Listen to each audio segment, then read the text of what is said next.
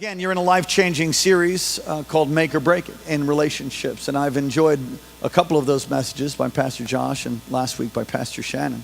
They impacted me. I mean, we all want better relationships, right? Raise your hand if you want to. Yes. Oh, you say, my relationships are good. Well, you probably have a pride problem, but aside from that, they could be better. How many of you know your relationships could be better, right? So this is going to help you. It's going to help you. I want to talk about breaking the spirit of mammon. You said, well, I thought it was on money today. It is on money, but you've got to understand that money has a spirit. And to understand about mammon, if you don't understand that, your money's going to be jacked up. You're going to be all messed up if you don't understand about a spirit of mammon.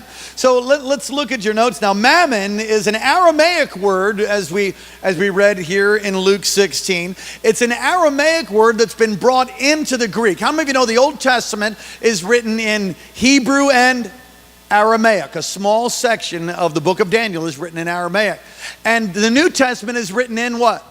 Greek, right? In Koine Greek, a little different than the Greek that we know today. But this word is brought over from Aramaic. It's an Aramaic word and into the Greek text, and it means riches. What does it mean? Riches. It doesn't mean money. Although it can include money, it means more than money.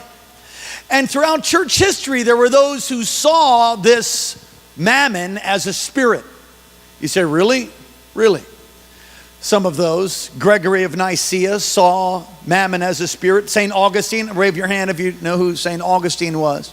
St. Augustine has a quote that I love. It says, the greatest sermon ever preached is the one lived. I think that's probably true, but be sure you're preaching it at the same time. Nicholas of Lyons and Milton in Paradise Lost talked about mammon being a spirit. You see, it's a spirit? Yeah. In fact, in the text here that we read, Jesus personifies it. And you could, I read one commentator said that Jesus personifies mammon. Personification is giving physical or human attributes to an inanimate object. So he's really actually, in my understanding, not personifying the word mammon. You cannot serve both God and mammon. He's not personifying. Actually, it's a demon spirit. Among pagan religions, if you're right back in our notes, there were gods associated with wealth. And the Apostle Paul said the worship of these gods was to worship demons. I don't know if you're able to put it up on the screen, but 1 Corinthians chapter 10 and verse 20, if you're able. If not, would you find that in your Bibles? It says this.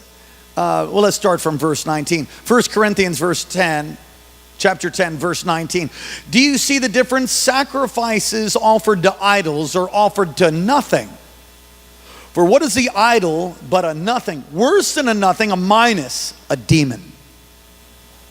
I don't want you to become part of something that reduces you to less. This is the Message version.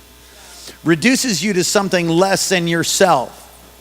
You cannot have it both ways. Come on, say, I can't have it both ways. You cannot have it both ways. Banqueting with the master one day and slumming with demons the next.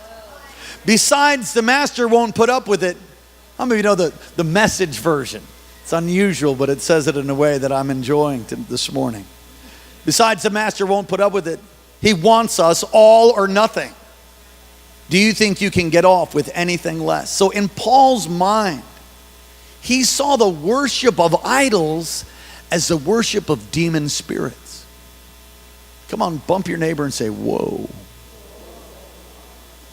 Pluto was the god of, Plutus was the god. How many of you ever saw Disney? The dog Pluto was named after the Greek god Plutus, was the god of wealth.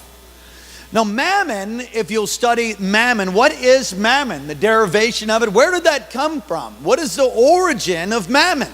Mammon is a Syrian god. So Jesus says in Luke, as he's talking to the crowds, he says, you cannot serve a Syrian god, mammon, and God. You can't serve both. Come on, someone say you're going to serve somebody. Come on, say, who are you serving? That's a good question.